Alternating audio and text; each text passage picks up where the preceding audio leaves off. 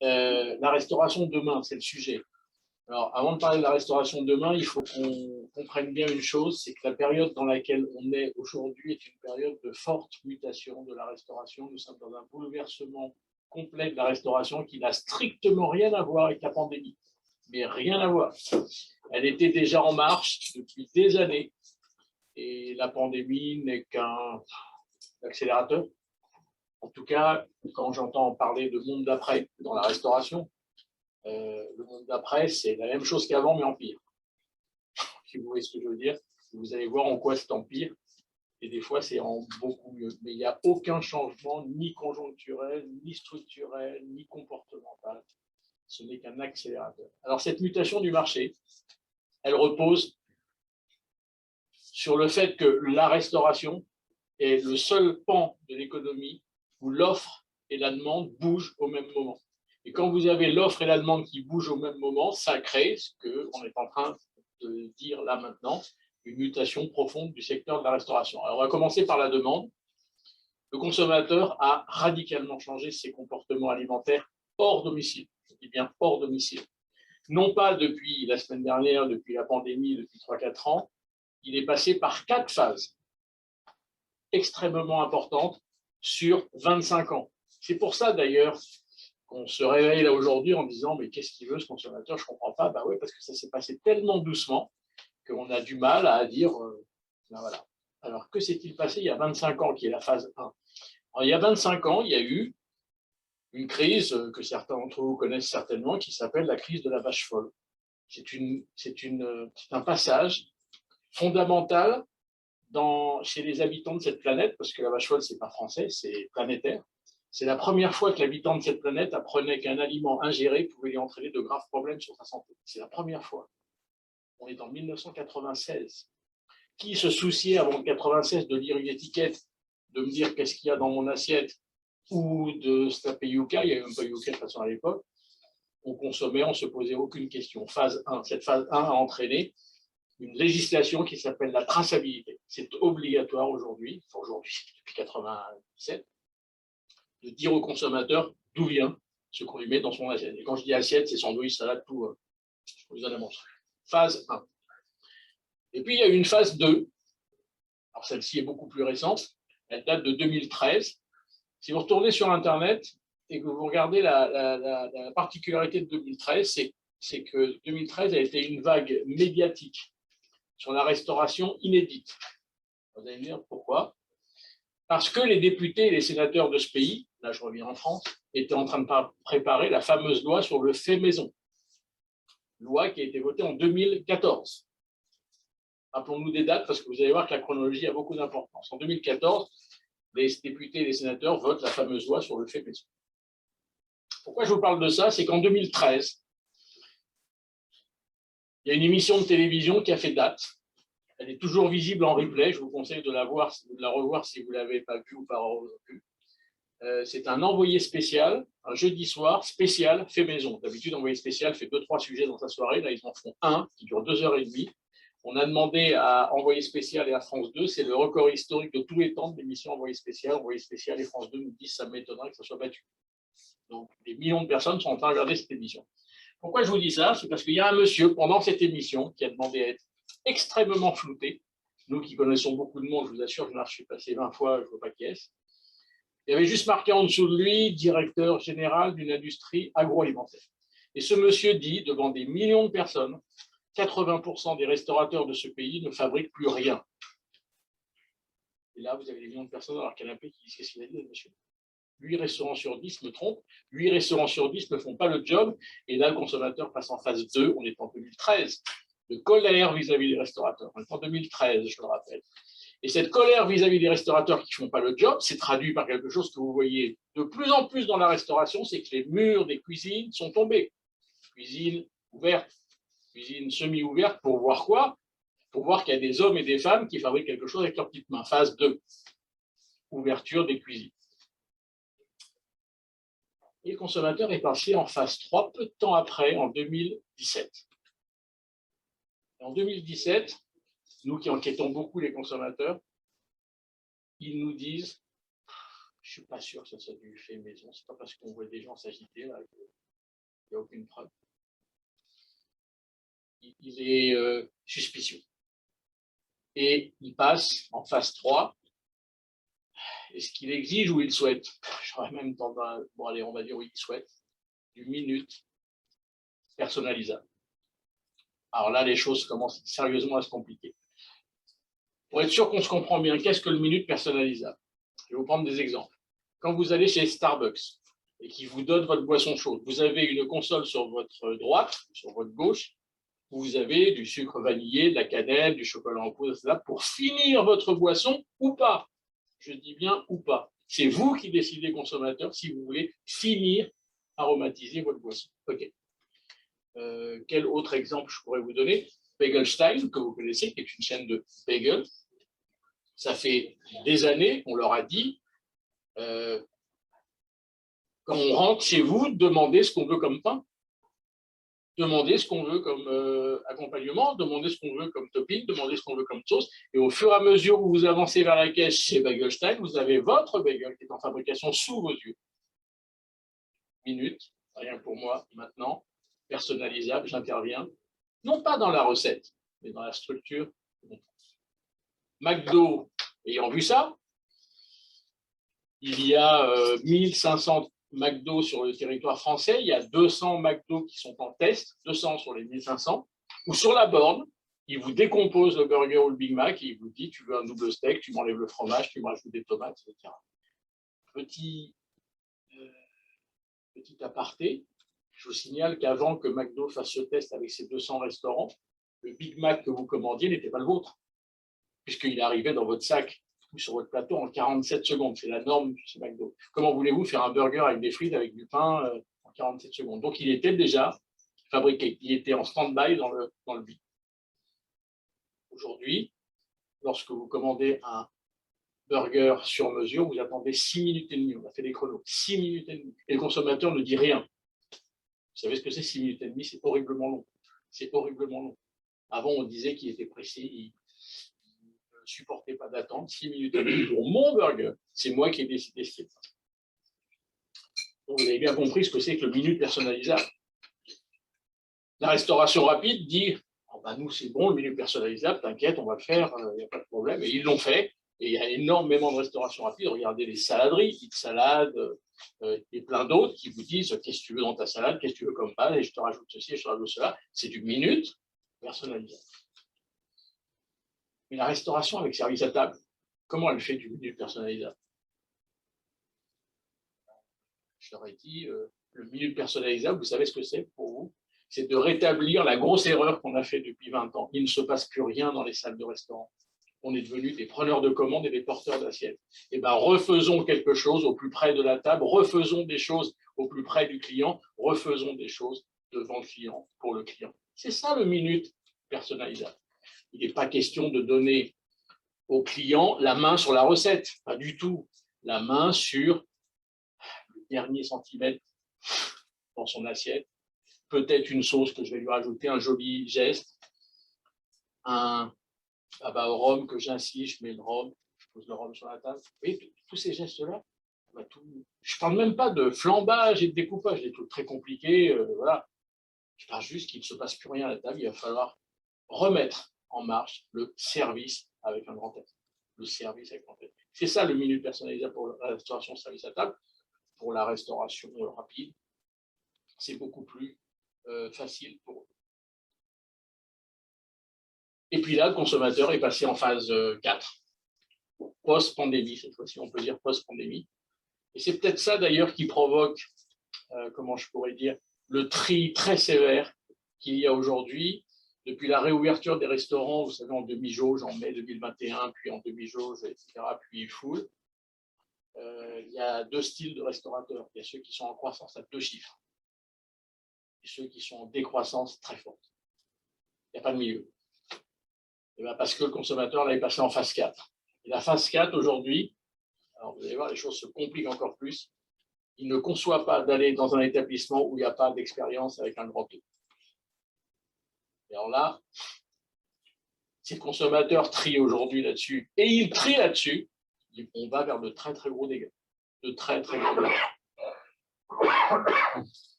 au-delà de tout ça, il y a un truc qui est bizarre chez les consommateurs. Il ne vous a pas échappé qu'il y a maintenant 3-4 ans, ou même 5 ans même, il y a des sondages qui sortent les uns après les autres. Là je suis en France. Et qui vous disent que les Français veulent du sans gluten, du sans lactose, et du sans sucre, et du bio, et du machin, et tout. Bref, c'est un truc de fou. Quand vous regardez ces sondages, c'est 80 à 85% des Français qui disent ça. Les instituts de sondage me disent, ne te casse pas, à 85% avec les marges d'erreur, considèrent que tous les Français veulent ça. OK. On va laisser ça de côté, juste 10 secondes. Nous avons chez Gira la chance d'avoir les statistiques nationales de ce que les Français achètent dans les restaurants. Je ne dis pas les statistiques de ce qu'il y a sur les menus boards ou sur les cartes, ce qu'ils achètent sur les cartes et sur les menus boards. Alors là, j'espère que vous êtes bien assis tous, parce que les Français sont co-recordman du monde d'absorption de pizza par tête d'habitant. Nous avons inventé la pizza aux 4 fromages. Les Italiens nous regardent avec des yeux pas possibles. On a mis de la crème dans la carbonara. Alors là, ils sont outrés, parce qu'il n'y a pas de crème dans la carbonara.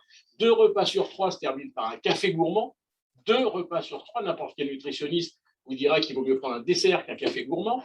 78% des assiettes dans la restauration avec service à table, j'élimine le fast-food, sortent avec des frites. C'était 60% il y a 15 ans, et maintenant on te demande, tu veux du cheddar dessus, ok. Le burger, le roi burger a été multiplié par 14 en volume ces 10 dernières années. On a consulté l'industrie agroalimentaire, il n'y a pas un produit qui a une telle hystérie. Et on nous dit que les Français veulent du sans gluten, du bio, du sans sucre, du sans machin. Oui. Pourquoi on met un dessert qu'un café gourmand? Non, c'est le contraire. Il vaut mieux prendre un dessert qu'un café gourmand. Ce n'est pas moi qui le dis, ce sont les nutritionnistes. D'un point de vue calorique, il y a eu des essais comparatifs qui ont été faits, et vous envoyez vachement plus de calories avec un café gourmand qu'avec un dessert. En termes de grammage, il y a plus de grammage. Il y a déjà plus de poids déjà, ça commence comme ça. Et puis la diversité des sucres, des crèmes, des machins font que si vous faites gaffe à votre santé, il vaut mieux que vous preniez un dessert. En gros, c'est ça que les nutritionnistes veulent dire. Donc on se dit, il y a un truc. Et je retourne voir les sondeurs, les Opinionway et toute la bande, et je leur dis, bon, on ne dira à personne, mais est-ce que vous êtes manipulé par le lobby du bio, du sans gluten, et machin? On me dit, je t'assure qu'on est manipulé par personne. C'est du déclaratif, certes, mais c'est du déclaratif. Je retourne voir mon équipe, alors en disant, vous êtes sûr, les pizzas, les machins, les burgers, etc. Ouais. Eh bien, on a découvert quelque chose il n'y a pas très longtemps, on l'a découvert en 2018-19, c'est que les Français font partie des 3 peuples dans le monde, bon, à notre connaissance, peut-être qu'il y en a d'autres, hein, les 3 peuples dans le monde qui ont ce qu'on a appelé une double vie alimentaire. Je dis bien alimentaire. C'est quoi une double vie alimentaire? Ce que nous faisons à la maison n'a rien à voir avec ce qu'on fait en hors domicile, mais rien du tout. Alors vous allez me dire quelle est la différence? La différence, c'est qu'à la maison, et on a demandé à Carrefour, Auchan, Leclerc et toute la bande, est-ce que le bio, le sans gluten, le sans machin, ça marche? C'est pas que ça marche, on augmente nos mètres linéaires d'année en année. Vous savez bien que la GMS, elle ne met pas des mètres linéaires s'il n'y a pas de rentabilité. En hors domicile, vous savez quel est l'axe? Si on se lâche. Et vous savez ce que c'est que se lâcher? C'est le plaisir. Et vous savez ce que c'est que le plaisir? C'est le goût. Et vous savez ce que c'est que le goût? C'est tout ce qui est sucré, salé et gras. Vous n'avez pas ça aujourd'hui sur vos cartes. En 2022, vous êtes out. Moi, je trace les restaurants véganes qui s'ouvrent en France. Dès qu'il y en a un qui ouvre, je me précipite. Mais des fois, j'arrive trop tard parce qu'il est déjà fermé. Je ne plaisante pas, hein, je suis très sérieux, c'est dramatique. Et le dernier en date, je crois que c'est en Alsace. J'arrive et je vois un restaurant. Madame. Est-ce que dans les. Enfin, j'ai remarqué dans les restaurants que dans les 4-5 ans, on peut toujours une pizza végétarienne ou un plat végétarien, est-ce que dans ce que les Français achètent, cette proportion-là a augmenté? Je vais y venir. Mais là, pour 10 secondes, vous allez voir, votre question est très intéressante. Je vais y venir. Donc j'arrive en Alsace, c'était pas à Strasbourg, enfin bref, peu importe. Et je vois un couple super sympa, tout ça, au restaurant vegan. Et je dis à la fille, t'es un restaurant vegan? Elle me dit, bah ouais. Et je lui dis, donc tu portes pas de soie, tu portes pas de lait, tu portes pas de cuir, et le matin, tu te maquilles avec quoi? Elle me regarde, elle me dit, je comprends pas ta question. Je lui dis, attends, Le véganisme n'est pas un régime alimentaire, le véganisme est un style de vie. Tu ne peux pas être un restaurant vegan, tu es un restaurant végétarien ou un restaurant végétalien peut-être, mais pas un restaurant vegan. Il y a 0,2% de véganes sur le territoire français. On ne va pas faire des restaurants pour eux. Okay. Il y a 3% de végétariens sur le territoire français. On ne va pas faire de restaurants pour eux. Mais, moi je le dis à tout le monde, et je l'ai dit à McDo, et je le dis aux étoiles de Michelin pour qui on bosse, mettez de 2 à 3, voire 4 références végétariennes ou végétaliennes sur vos cartes. Et ils me disent, je ne comprends pas, tu es en train de nous dire qu'il ne faut pas, et maintenant tu es en train de nous dire qu'il faut. Oui, parce que s'il y a, je le répète, 3% de végétariens sur le territoire français, 0,2% de véganes, nous serions, ce n'est pas un chiffre à nous, 47% de flexitariens. Vous savez ce que c'est qu'un flexitarien? C'est quelqu'un qui a décidé de diminuer un peu sa consommation de bœuf, d'en manger de meilleure qualité, et de temps en temps de se faire une assiette végétale. Vous avez vu ce comportement-là? Je suis sûr que dans la salle, il y a au moins une personne sur 2 qui est devenue flexitarienne. Sans le savoir d'ailleurs, il y a des gens qui disent « Ah bon, je suis flexitarien ». Donc, il faut des offres végétariennes ou végétaliennes sur la carte. Mais attention, ces offres végétariennes ou végétaliennes doivent avoir du goût. Parce que le healthy ne doit pas être du healthy triste. On ne comprend pas pourquoi les enfants ne mangent pas de haricots verts. Vous avez vu comment on leur fait? À l'eau. On va se donner. On se cuisine un haricot vert. Alors voilà, moi je veux bien qu'on mange des légumes, mais cuisinons-les. Et il y a aujourd'hui sur le territoire français des gens qui font des légumes avec du goût. C'est magnifique, c'est super bon. On ne développera pas le végétal si on ne lui donne pas du goût. Et donc le goût, c'est quoi? Je le répète, c'est du sucré, du salé et du gras. Ça, c'est pour le consommateur. On va passer de l'autre côté de la barrière, on va aller voir l'offre. Parce que je vous ai dit, l'offre et la demande bougent au même moment. Il se passe depuis environ 7, 8 ans, peut-être une petite dizaine d'années, 2 générations de, j'allais dire restaurateurs, donc d'entrepreneurs restaurateurs qui ouvrent des établissements que moi j'appelle nouvelle génération, où ils font de la restauration autrement. De qui je parle en disant nouvelle génération? Il y en a 2, et si je fais ce geste-là, c'est parce qu'ils sont aux extrémités du marché. Vous avez du côté de la gastronomie et du côté de la restauration à thème et de la restauration rapide. Passons du côté de la gastronomie. Vous avez des jeunes chefs, ex-chefs, pardon, ex-second, ex-chefs de partie d'étoiles Michelin. Ce n'est pas de n'importe quelle étoile Michelin, c'est généralement 2 et 3 étoiles Michelin, qui se lancent et qui ouvrent des établissements. Puisque l'art est extraordinaire, depuis tout le temps, il y a eu ça. Sauf que ces gens-là décodifient, mais alors totalement la bistronomie. Vous savez ce que c'est que la décodification de la gastronomie? Ils ouvrent des établissements vachement plus petits pour avoir une réelle, sincère proximité avec le client. Les cuisines, ce n'est pas qu'elles sont ouvertes, c'est qu'on se demande si on ne mange pas dans la cuisine ou s'ils ne font pas la cuisine dans la salle, au grand bonheur du consommateur qui n'a jamais été aussi près du produit. Et compte tenu que ça ne suffisait pas, ils virent les nappes, ils dépareillent la vaisselle. On n'est plus en blanc et noir coinsouille, on est en jean, basket, polo, et la nouvelle génération de bistronomie, c'est piercing, tatouage. Et là, vous avez la haute gastronomie qui dit « Ah, ça ne se fait pas ». Qui a dit que ça ne se faisait pas? Qui a dit ça? Vous voyez le virage qu'on est en train de prendre? Et les établissements dont je vous parle là, c'est des établissements qui volent à 60, 70 euros de ticket moyen le midi, 100, 120 euros de ticket moyen le soir, et qui voient arriver le Michelin. Non, non, s'il te plaît, pas moi. C'est pas mon truc. Il y a quelques bistronomies à qui on a mis 1 étoile. Ils le regrettent d'ailleurs, mais bon. Mais moi, je prends toujours le pari qui marche à tous les coups. Faites-le ce soir. Vous appelez un 3 étoiles au guide Michelin dans la région, je dis bien un 3 étoiles au guide Michelin, je vous garantis qu'on a une table demain ou après. Je vous le garantis. Maintenant, vous appelez un établissement bistronomique. S'il vous répond au téléphone, il y en a un à Paris, il ouvre sa résa 2 heures par mois. Vous ne tombez pas dans les 2 heures, hop, le mois prochain. 2 heures par mois, il ouvre. Et si on a une table en mai-juin, c'est qu'on a du bol, ou qu'on est pistonné. Il se passe bien quelque chose. La dernière fois que j'ai mis les pieds dans un 3 étoiles guide Michelin, c'est parce qu'il nous a appelés, il voulait qu'on bosse pour lui. Donc je lui ai dit, ouais, je veux bien bosser pour toi. Une seule condition, c'est que je vienne au moins une fois chez toi. Mais incognito, tu dis rien à personne. Je suis un client, je réserve, je mange, je paye et je m'en vais. Je veux vraiment vivre ça voilà, pour voir comment c'est.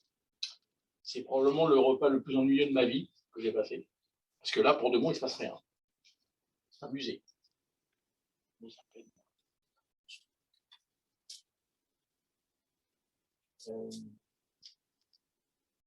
Et puis, je faisais partie des plus jeunes dans la salle.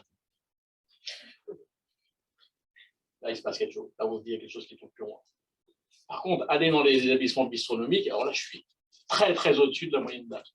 C'est les trentenaires et les jeunes quadras bourrés de fric qui sont là, qui se vivent une réelle expérience avec des très bons produits, avec des mecs et des nanas qui ne disent pas « Vous avez choisi? Vous voulez la carte des desserts ?» Vous arrivez dans la bistronomie, le mec ou la nana, ils arrivent, ils se rendent vers vous, ils disent « Ouais, bienvenue, super. Vous ferez quoi? Qu'est-ce qui vous ferait plaisir aujourd'hui ?» Prise de commande qui commence comme ça, wow. Là, vous pliez la carte. J'arrête pas de dire à nos clients qui font la bistronomie, mais arrêtez d'avoir une carte, ça ne sert à quoi une carte? Vous êtes des vendeurs en ça. Vous transmettez votre passion. Et quand j'écoute, je dis ouais, je pense ça. En plus, tu peux me rajouter un peu de machin. Oui. Donc ça, c'est côté gastronomie. Et puis de l'autre côté, alors là, c'est une population qui n'a rien à voir avec celle que je viens de vous expliquer là. Là, c'est des mecs et des nanas qui sortent l'HEC, Subdeco, école d'ingénieurs. Alors là, grande surprise. Ça fait 8 ans qu'ils sont là et ils se dispersent un peu partout en France et en Europe. J'ai appelé HEC, je leur ai dit qu'est-ce qui leur prend à ces gars-là? Qu'est-ce qui se passe? Vous avez un prof qui leur bourre le mou sur la restauration? Je t'assure, on ne parle pas de restauration, personne. Il s'est passé quelque chose il y a 8 ans. Enfin, bref, on s'en fout. Ce que je voudrais vous raconter pour vous illustrer ça, c'est qu'il y a 7 ans, il y a 2 gars qui sont en 5e année d'HEC et qui me téléphonent en me disant voilà, on a un projet, on voudrait ouvrir un restaurant et on voudrait avoir tes conseils, on a quelques questions à poser. Moi, je réponds oui depuis des années et donc ces gars-là viennent. Et les 2 heures que j'ai passées dans mon bureau avec eux, j'étais, vous savez, comme les boxeurs, KO debout. C'est-à-dire que vous allez peut-être tomber, mais vous restez debout. Je commence par me dire est-ce que tu penses que la théorie qui consiste à dire l'emplacement est toujours une bonne théorie? Je dis, ouais, les gars, on va se mettre dans la forêt quand même. Je commence à leur sortir toute ma science sur les études d'implantation qu'on fait, etc., les zones de chalandise, machin, les top emplacements. Ils m'écoutent. Ils me disent à la fin, non, je suis désolé, ça va plus court. Et je leur dis, ah bon, pourquoi? Ils me disent, voilà, on va t'expliquer un truc. Si au lieu de se taper un top emplacement qui va nous coûter une fortune au niveau du fonds de commerce et une fortune au niveau du loyer, on va dans la rue derrière ou dans la rue parallèle derrière. On va avoir une valeur de fonds de commerce qui va baisser. On va avoir un loyer qui va être plus bas, donc mon seuil de rentabilité va être plus bas. Et à ce moment-là, je me suis fichu de leur tronche en leur disant, vous avez des super profs à HEC, bravo les gars, super. Je n'aurais pas dû me ficher de leur tronche parce que leur phrase n'était pas terminée. Ils rajoutent, tu sais, si on est vraiment très très bon, tous les jours, les gens viendront nous chercher, quel que soit l'endroit où on est. Alors là, je ne me suis pas fichu de leur tronche, je leur ai juste dit, il me semble, ouais, il y a 27 personnes en France qui sont capables de sortir votre phrase, les gars. 27. Alors là, ça les intéresse. Il me dit, qui c'est les 27? C'est 27, 3 étoiles, oui, Michelin. À 3 étoiles, tu peux le mettre au 8e sous-sol, au 4e étage, dans la forêt. Il y en a eu un dans la forêt, dans les Vosges. Et vous, les gars, vous allez vendre des pizzas et des pâtes. Soyez sérieux. On dit, on va être sérieux, on va le faire. On connaît la suite de l'histoire. Si vous avez d'autres questions comme ça, vous me dites, oui, on a d'autres questions. Quand on se lance dans la restauration, est-ce qu'on est obligé d'acheter chez Transgourmet, Davigel, Pomona? Il me sort toute la liste. Ben, je dis non, tu peux aller chez Métro. Il me regarde, il me dit, ah, désolé, c'est pas comme ça qu'on voulait poser la question. Nous, tu as bien compris, on va faire des pizzas et des pâtes. On veut la meilleure olive du monde. On veut le meilleur blé du monde pour faire nos pizzas. On veut la meilleure tomate. Je dis oui, elle est où ta meilleure olive? Elle est à Naples, chez monsieur et madame Machin qui font des olives, elles sont par terre. Très bien. Et ta meilleure tomate du monde? Elle est à Venise, chez madame Machin qui fait des tomates. Et il me sort toute la mécurier. Très bien. Je dis, ok, super. Juste un petit détail, les gars. Comment vous faites venir cette olive à Naples, chez ce petit artisan, à Paris? Il me regarde, il me dit, je savais que tu allais nous poser cette question-là. Alors, ce qu'on t'a pas dit, c'est qu'on ne va pas ouvrir un restaurant. C'est pas vrai, on va en ouvrir plusieurs.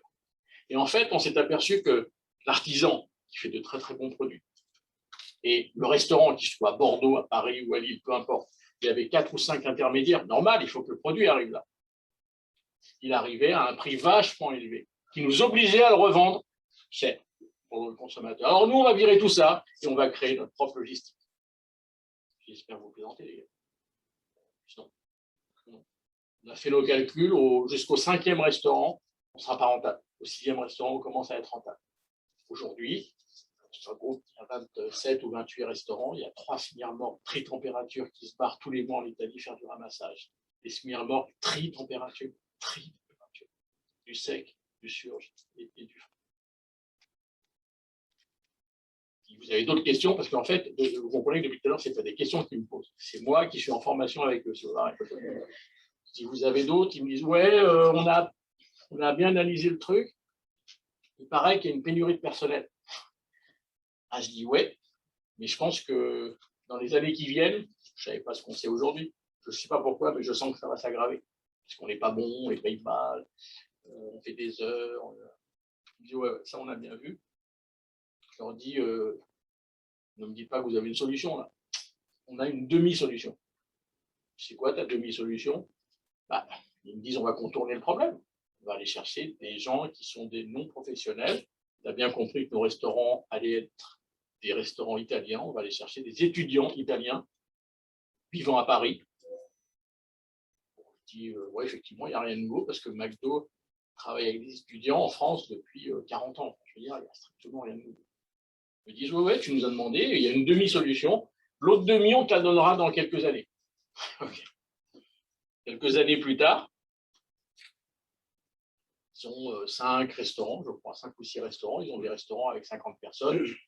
5 restaurants avec 50 personnes. Et ils disent, est-ce que tu peux venir faire une intervention devant nos équipes de salle? Donc, je m'attends à avoir, allez, on va dire que la moitié fait partie de l'équipe de salle, 5 fois 25. Je m'attends à rentrer dans une salle où il y a 100 personnes, puisqu'ils réunissent les équipes de salle. J'arrive dans une salle où il y a 18 personnes. Je ne comprends pas, mais je dis rien. J'attends mon tour. L'un des 2 fondateurs s'adresse à 18 personnes et leur dit merci, mesdames et messieurs, d'être venus, mais vous devez vous poser une question, c'est pourquoi vous n'êtes que 18, alors qu'il n'était prévu qu'on fasse une réunion de toutes les équipes de salle.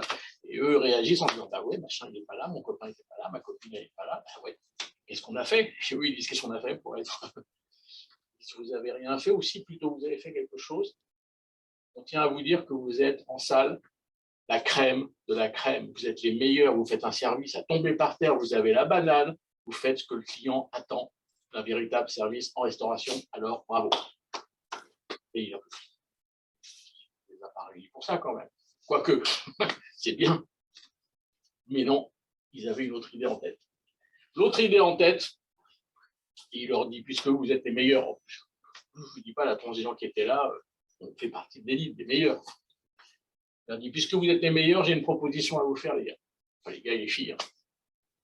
Même, il y a plus de filles dans la salle de que de gars. Il n'y a rien de plus sur le service en salle. On a une proposition à vous faire.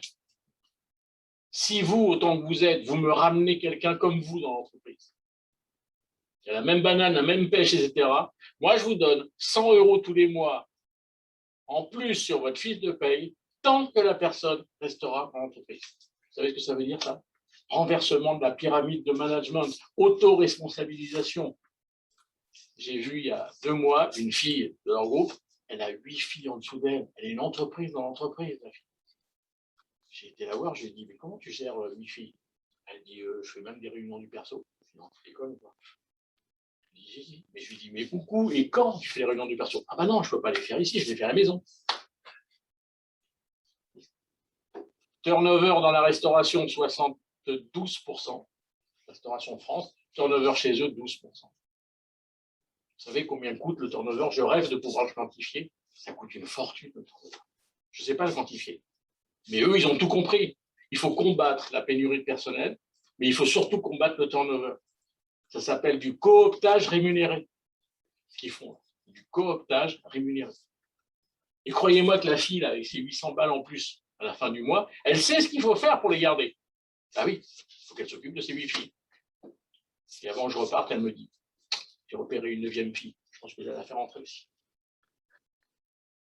Ce que je veux vous dire, c'est que aussi bien du côté de la bistronomie que du côté de la restauration rapide ou à thème, ce que vous voulez, ces gens-là font de la restauration totalement décodifiée et ils font de la restauration autrement et ils remettent tout à zéro et ils reconstruisent tout. Et c'est pour ça que moi, il y a 8 ans, je ne comprenais rien à ce qu'ils me racontaient et j'étais KO debout. Et aujourd'hui, j'ai compris. J'ai compris. Oui. Mais les personnes qui sont en dessous de la ramener, elles ne sont pas au courant qu'elles, elles font de l'argent par rapport à ça. Bien sûr que si. Je te fais rentrer et je vais avoir tant sur ma fiche de paye tant que tu resteras. Alors, je vais m'occuper de toi. Mais vous savez que les 8 filles là qu'elle a, la fille, il y en a 2 qui sont en train de faire rentrer quelqu'un d'autre. Vous me suivez? C'est une chaîne sans fin. Eh oui. Et les autres filles ont le droit aussi de faire rentrer. Évidemment, tout le monde a le droit. Tout le monde a le droit. Mais vous vous rendez compte l'impact que ça a dans une entreprise, turnover qui s'écroule. Et vous avez une qualité de service qui est top. À chaque fois que je vais dans l'un de leurs restos, vous êtes super accueillis, quoi. Et la banane, on s'occupe de vous, on vous chouchoute. Mais c'est quoi le service en restauration? C'est pas ça.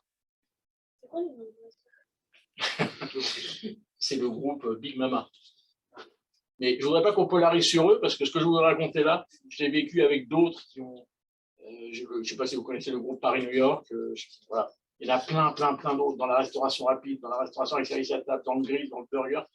Il y en a partout des grandes écoles, mais qui appliquent tous la même méthode. Exactement la même méthode. Je ne sais pas si on leur a appris ça à HEC. Je ne crois pas qu'on apprenne ça à HEC. Je ne crois pas. Pas de cours sur la restauration, sur le management en restauration. Ce sont des gens qui se disent, qui partent du problème et qui se disent comment on amène une solution. La pénurie de personnel, ce que je ne comprends pas, c'est que ça fait des années, ça fait 15 ans qu'elle existe, la pénurie de personnel. Ça fait 15 ans qu'on pleure et 15 ans qu'on ne prend pas de décision et qu'on ne contourne pas le problème. En fait, on ne peut pas pleurer sans arrêt sur la pénurie de personnes. Il faut agir à un moment. Moi, il y a 2 HEC aussi. Je ne polarise pas sur les HEC, mais il y a beaucoup d'HEC dans la restauration qui m'ont appelé il y a 6 ans ou 5 ans, je ne sais plus. On dit voilà, on voudrait monter une sandwicherie avec des bonnes salades, avec des bons sandwichs, des bonnes quiches. Je dis ok, pas de problème, tu veux faire du brioche doré, Paul? Ils me disent oui, mais en mieux, pas de problème. Et ils me disent pareil, pénurie de personnel, ouais, et tu vas être très emmerdé, comment on va faire, etc. Et puis en réfléchissant, je leur ai dit on peut aller chercher des étudiants, puis je leur dis comme ça, allez, on peut aller chercher aussi des femmes au foyer. Ah ouais. Et des retraités. Ah ouais.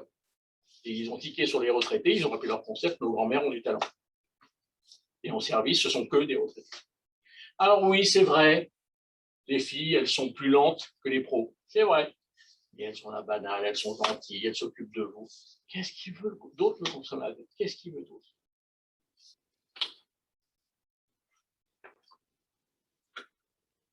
Donc, vous avez bien compris, une demande qui bouge très très fort, consommateur, et une offre qui bouge très très fort. Et quand vous avez les deux, là, ça fait ce qu'on est en train de vivre aujourd'hui. Alors, il y en a qui ne comprennent rien à ce qui se passe.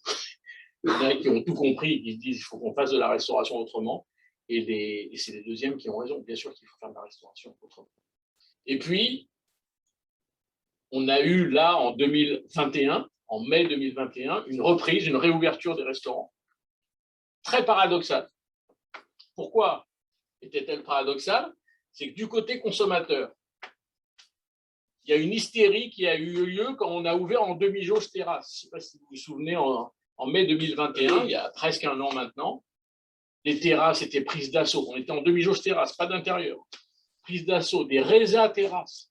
Et on a des restaurateurs en France qui nous ont dit « Je suis en croissance à 2 chiffres avec une demi-jauge terrasse par rapport, non pas à 2020, mais à 2019. » C'était une hystérie. Et c'était même à l'époque où il y avait encore un couvre-feu. Ils étaient très embêtés parce que ça traînait le soir et il fallait fermer. Beaucoup plus de fréquentation. Beaucoup plus de temps passé à table. Les temps passés à table ont commencé à grimper. Bah oui, on veut se refaire plaisir, mais pour se faire plaisir, il faut rester un peu plus longtemps à table. Et puisqu'on veut se refaire plaisir, les tickets moyens se sont envolés. Plus de fréquentation, plus de temps à table et les tickets moyens qui s'envolent. Génial. Et un consommateur qui demande qu'on soit un peu plus transparent qu'avant. Transparence, dis-moi, d'où vient ce que tu me mets dans mon assiette. Là, il y a une envolée. Alors, pourquoi cette reprise est paradoxale? c'est que la colonne de gauche est sympathique.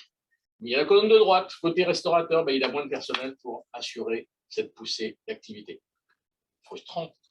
Il a des matières premières qui ne vont pas tarder à être à la hausse vertigineuse, bah ouais, aussi, il faut qu'il se rattrape, qu'on ne pourra pas répercuter sur les prix de vente. Piégé.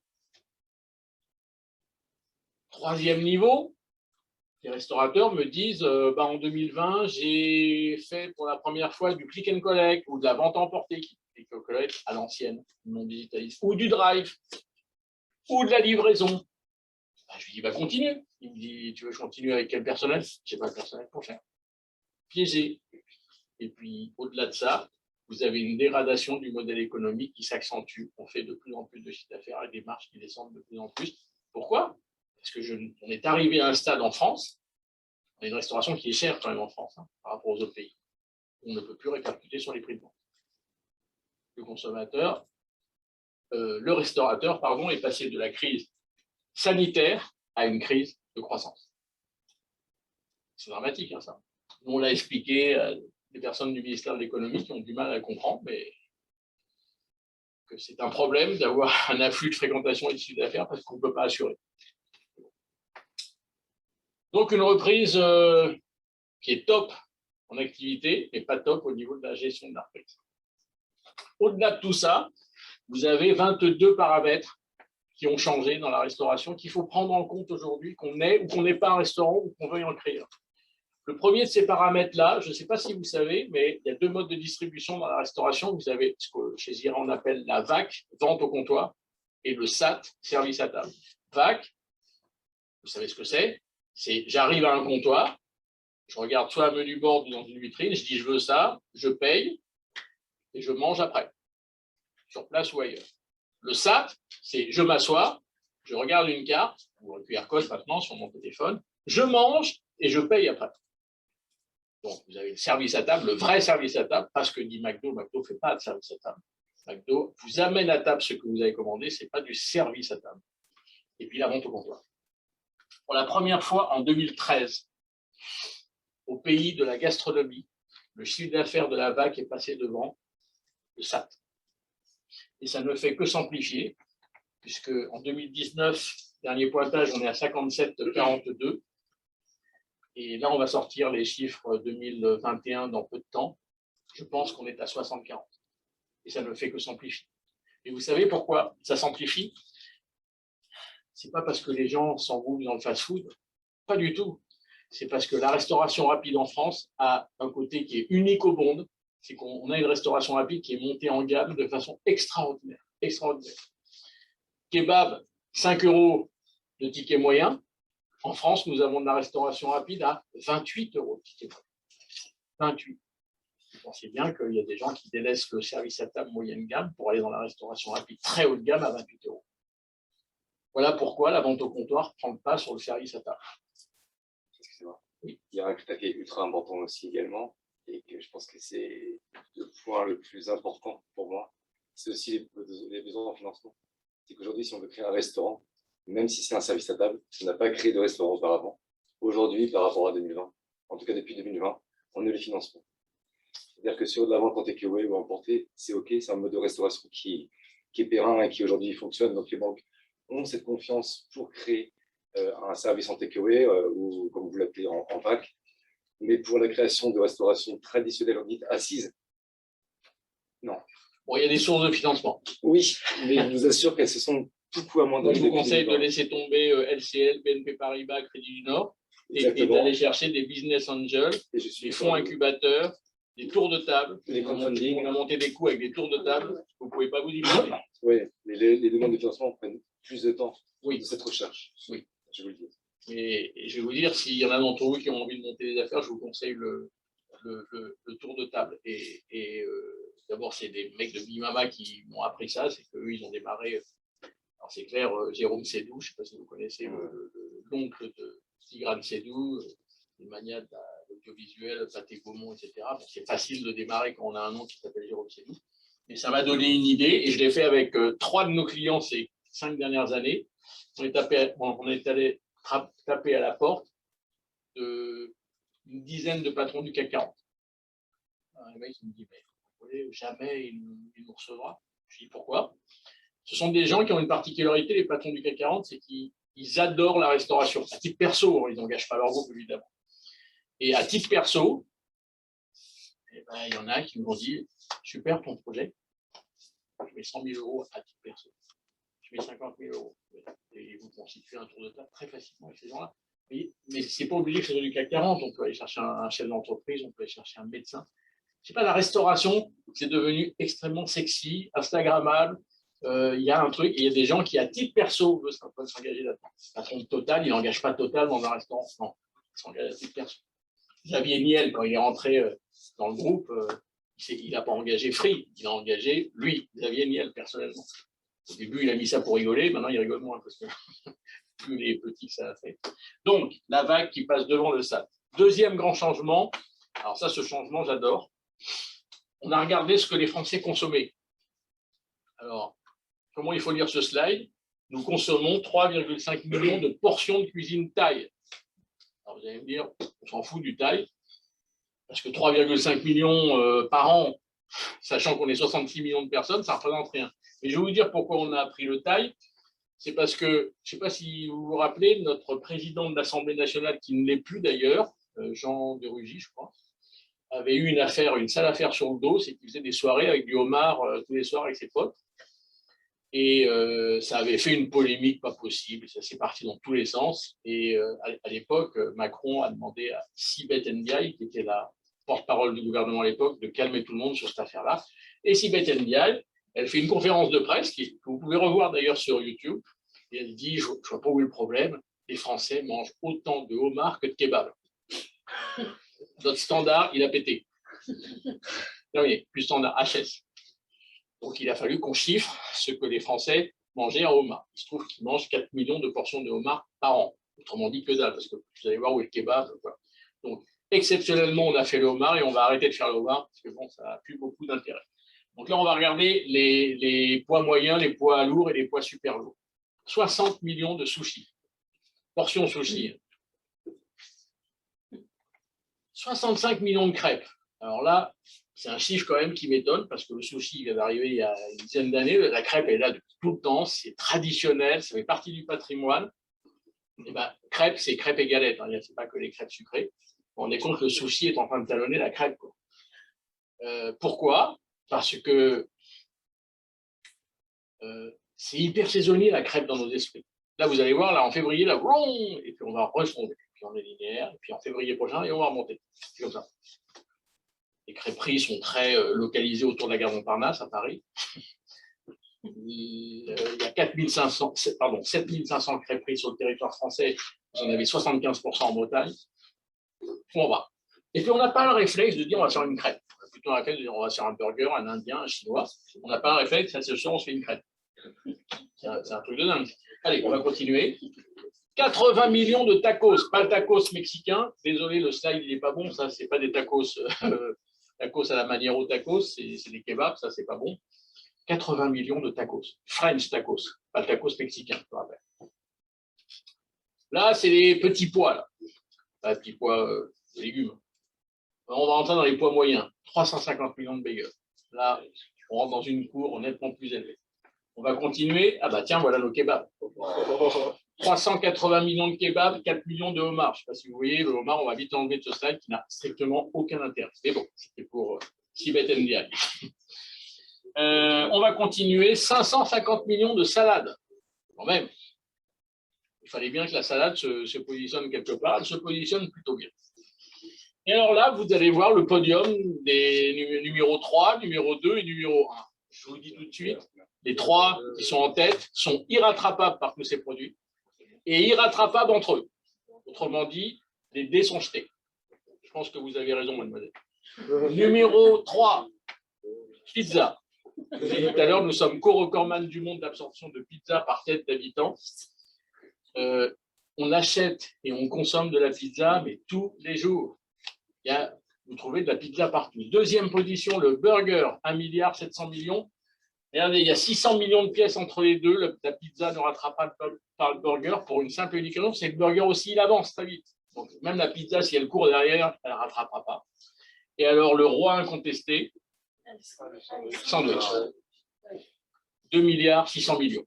Et je vais vous dire deux choses quand on voit ce slide. Un, le sandwich, il a vraiment du mérite. Vous savez pourquoi? Parce qu'il est suivi par deux produits qui sont arrivés dans la restauration avec service à table. Jamais un sandwich, on vous le proposera dans un restaurant avec service à table. On va vous mettre un jambon beurre dans une assiette. Donc il a du mérite. Il est seul en tête, il avance et il ne sera jamais rattrapé par deux produits qui sont dans la restauration rapide et dans le service à table. Vous vous rendez compte que c'est un truc de fou le sandwich. Nous sommes des bouffeurs de sandwich.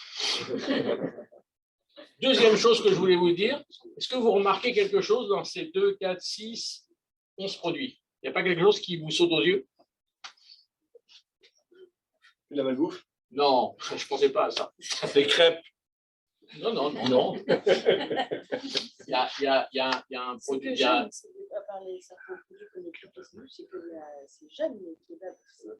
Le homard, qui est un truc de luxe? Non. C'est à part les crêpes. Ah si, le sandwich.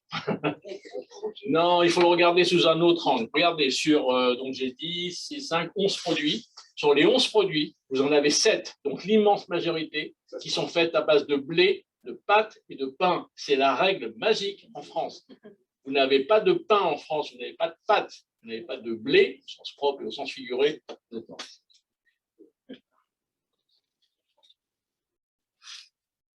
C'est pour ça que le sushi a du mal. Et c'est pour ça qu'il y a certains produits qui se lancent qui ont du mal. Il faut du pain, il faut de la pâte. Les Français, la pâte. Exactement. Regardez les boulangers le samedi qui déploient tous les pains spéciaux avec le raisin, ça fait un carton. Et nous aimons le pain, nous aimons tout ce qui est à base de pain. Et dès qu'on met de la protéine entre deux morceaux de pain, c'est le carton, c'est la règle. Et il y a des créateurs d'entreprises qui me disent, dis-nous quel est le prochain produit à base de pain. Je ne sais pas, il faut qu'on l'invente. Pardon, excusez-moi. Non, mais j'ai l'impression que les glucides, c'est quelque chose qui n'est pas très. On sait très bien que. Vous avez raison. Un sport d'avenir, le glucide, quoi. Mais vous avez 100% raison. Mais vous vous souvenez ce que je vous ai dit au début?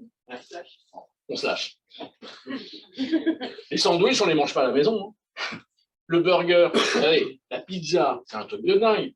Qui fait de la pizza à la maison? Alors franchement, on étale la pâte, on met des trucs, on met au four. Et bon, on ne la fait pas, on va chercher à l'extérieur. Et plus elle est grasse et plus elle est lourde, plus on mange de la pizza. Comment?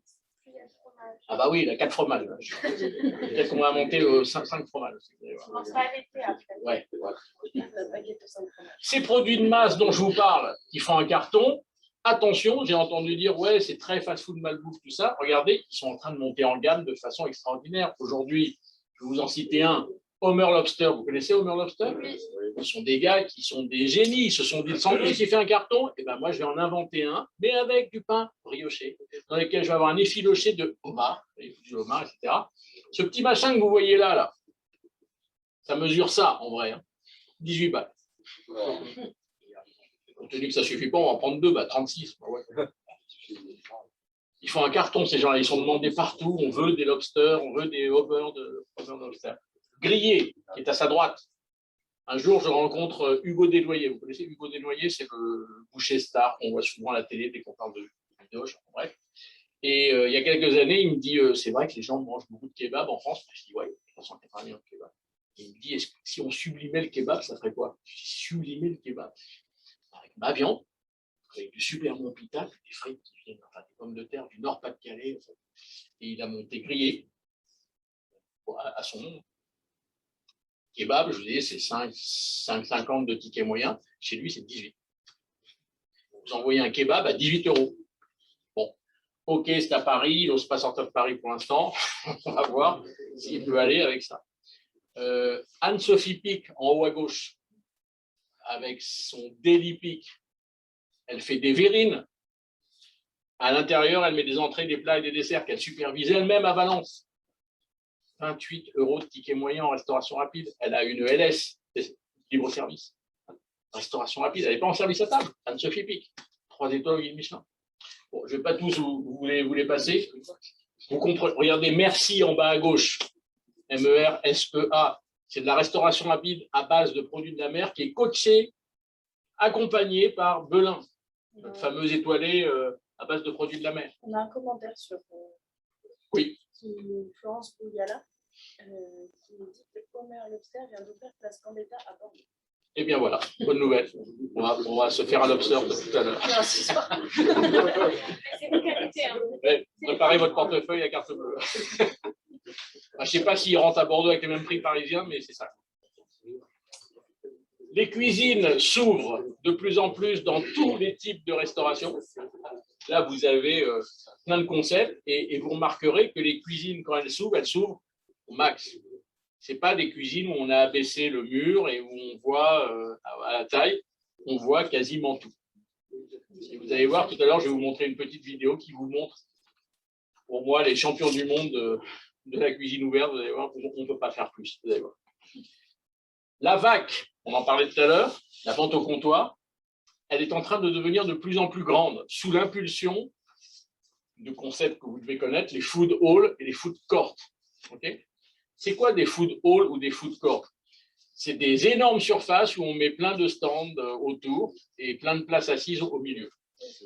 Celui qu'il faut vraiment que vous alliez voir, parce que c'est vraiment le phénomène mondial, c'est le Time Out Market de Lisbonne.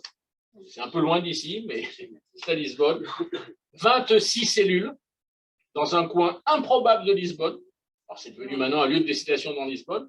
26 cellules qui réalisent à 35 millions d'euros de chiffre d'affaires. C'est un truc de dingue. Mais c'est génial. C'est un endroit où vous pouvez, tenez-vous bien, venir manger sur place, venir emporter, vous faire livrer, faire vos courses, parce que ce sont des éleveurs, des primeurs, ce sont des métiers de bouche qui sont là et non pas des restaurateurs. Time Out Market a demandé à des métiers de bouche, à des éleveurs et à des artisans de se mettre à faire de la restauration. Vous pouvez venir faire vos courses. Enfin, bref, ce sont des lieux de vie alimentaire. Et le service à table, lui, par contre, devient de plus en plus petit. Parce que des grands espaces de service à table, ça devient très difficile à rentabiliser. Les cartes sont de plus en plus courtes. La bistronomie, c'est eux qui nous ont appris ça il y a 7-8 ans quand ils sont arrivés. 3 entrées, 3 plats, 3 desserts sur une feuille, 21, 29, 7, sur une planche de bois avec une pince. Demain, ils enlèvent la feuille, ils la jettent à la poubelle, 3 nouvelles entrées, 3 nouveaux plats, 3 nouveaux desserts, 100% de rotation. Je ne suis pas en train de vous dire qu'il faut faire ça. Parce que ça, c'est la bistronomie, c'est l'humeur du chef, c'est la cuisine du marché, etc. Mais il ne faut surtout plus avoir ce que les chaînes nous ont montré depuis 25 ans, une carte d'hiver, une carte d'été, avec 80 produits qui ne bougent pas. Vous savez pourquoi il ne faut plus ça? Parce que le consommateur, il n'est pas dupe, il sait très bien que vos 80 produits ne sont pas fabriqués derrière ce mur. Alors que quand vous avez 3 entrées, 3 plats, 3 desserts qui changent tous les jours, ouais, on parlait tout à l'heure de minutes, bah ouais. Et si les cartes sont de plus en plus courtes, il faut augmenter la vitesse de rotation. Tout simplement. Mais la meilleure rotation aujourd'hui sur une carte, c'est quoi? C'est vous faites sortir un produit aujourd'hui, vous en faites rentrer 2 demain, vous en faites sortir 3, tout doucement, une carte doit bouger pour que les gens disent qu'est-ce qu'ils ont aujourd'hui, qu'est-ce qu'ils vendent aujourd'hui, qu'est-ce qu'ils ont fait cette semaine. Et là, c'est gagné. On a une montée très forte du locavorisme. Alors, j'insiste sur le locavorisme et non pas les circuits courts. Il ne faut pas faire l'amalgame. Les circuits courts, c'est la désintermédiation. Je peux acheter des ananas directs producteurs de la Martinique. Ça, le consommateur, il n'est absolument pas sensible. En revanche, le consommateur est extrêmement sensible au locavorisme. Le locavorisme, c'est quoi? 250 ou 300 km autour de mon restaurant, je m'approvisionne et je fais bosser l'économie locale, l'éleveur, le primeur, le machin, l'agriculteur, etc. Le consommateur est très sensible au locavorisme. Quand on lui parle de ses fournisseurs, et je vous ai dit tout à l'heure qu'il fallait être transparent, il exige tout ça, il faut aujourd'hui lui dire d'où viennent les produits. Et si vous lui dites que ces produits viennent de la ferme qui se trouve à 30 km, là, il est sensible. Si vous lui dites j'ai un producteur d'ananas à la Martinique et qui je en direct, ça n'impressionne pas. Donc, c'est le locavorisme qu'il faut mettre en avant et non pas les circuits courts. Nous sommes sur une vague de réduction du gaspillage, enfin une vaguelette, pardon, parce qu'on a un problème en France, Comment je pourrais vous expliquer ça? Ça fait 10 ans qu'on essaye de faire passer le doggy bag, ça passe pas. Ça passe pas. Comment je pourrais dire? Aux États-Unis, à Londres, enfin bref, dans les pays anglo-saxons, le doggy bag, c'est vraiment anti-gaspi. Je ne termine pas ma pizza, on va me l'emballer et je la ramène à la maison pour la manger ce soir ou pour la donner à quelqu'un, peu importe. En France, on rejette cette pratique-là. Pourquoi? Parce qu'on a interrogé les Français, on leur a dit, mais pourquoi tu ne veux pas? Parce que je ne vais quand même pas emmener mes restes. On n'a pas encore eu le déclic de l'anti-gaspillage. Et d'ailleurs, nous gaspillons beaucoup, même à la maison. Il y a eu des études qui ont été faites, ce qu'on jette, qui est dans notre frigo, c'est beaucoup. Et dans la restauration, il y a beaucoup d'assiettes, enfin beaucoup d'assiettes. Il y a des assiettes, on n'a pas quantifié, qui reviennent pas vides. Et ça va à la poubelle. Donc, le gaspillage est vraiment un axe sur lequel il va falloir y aller, particulièrement avec les générations qui arrivent derrière. Je pense notamment à la génération Z. On a une dégodification des arts de la table. Alors, quand vous voyez ces slides, c'est ce que je vous disais tout à l'heure, on dépareille la vaisselle, on se permet de mettre des plats de couleurs différentes, de formes différentes sur une table, mais tout ça a un seul objectif, c'est pas pour casser, pour décodifier, c'est tout simplement, c'est parce que ce que vous voyez là, c'est instagrammable. Et aujourd'hui, dans la restauration, si vous ne l'êtes pas, ça pose un problème. Parce que Instagram, je ne parle pas de Facebook, Instagram est l'axe de communication le plus puissant pour la restauration. Mais quel que soit que vous soyez dans la restauration rapide ou chez les Étoiles Michelin. Pourquoi? Parce qu'on achète avec les yeux, on n'achète pas avec une carte, une liste de produits. C'est pour ça d'ailleurs que les consommateurs sont un peu frustrés, parce que quand vous leur expliquez ce qu'il y a à la carte ou quand ils disent ce qu'il y a à la carte, ils ont du mal à s'imaginer ce que c'est. Il fut une époque, je vais vous dire, où pour choisir un restaurant, on allait sur le Minitel. Bon, fini. Après, pour choisir un restaurant, qu'est-ce qu'il y a eu après? Les pages jaunes. Je ne sais même pas que les pages jaunes existaient encore, mais ils existent encore. Okay. Et puis après, il y a eu Google. Vous tapez restaurant italien Bordeaux. Si vous n'êtes pas sur la première page, vous n'existez pas. Parce qu'on va rarement sur la deuxième. Mais maintenant, ça ne se passe plus du tout comme ça avec les nouvelles générations. Je parle des moins de 35-40 ans. Ils vont directement sur Insta. Restaurant italien Bordeaux. Sur la première page, vous voyez les plats de ces restaurants italiens qui disent « Je veux ça ». Boum, là, c'est machin, je vais directement là. Vous vous rendez compte par où on passe aujourd'hui? On passe par le visuel pour choisir un resto. Par les réseaux sociaux aussi. Mais par le visuel, c'est normal. Il faut que ça soit beau. Alors après, on va vérifier si c'est bon. Comment? Sans se rendre déçu parce qu'on leur vend du rêve et des fois. Non, pourquoi c'est du rêve sur Instagram? C'est beau, ça. C'est alimenté également par les clients eux-mêmes, Insta. Hein. Ce n'est pas que les restaurateurs qui postent sur Insta. Non, il n'y a pas de déception.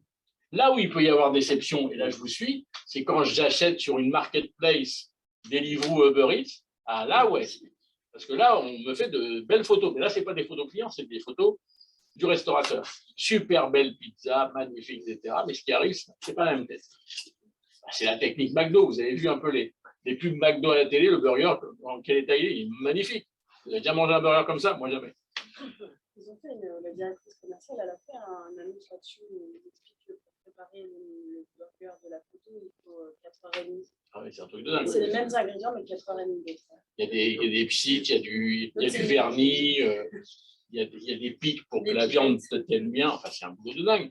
Mais quand vous achetez quand vous voyez cette pub avec ce Big Mac qui est magnifique ou sur une affiche, c'est 1h30. Voilà. La tenue du personnel, on en a déjà parlé, qui se détend sérieusement et qui peut se détendre aussi avec de l'humour. On peut y aller aujourd'hui sur l'humour au niveau de la tenue du personnel.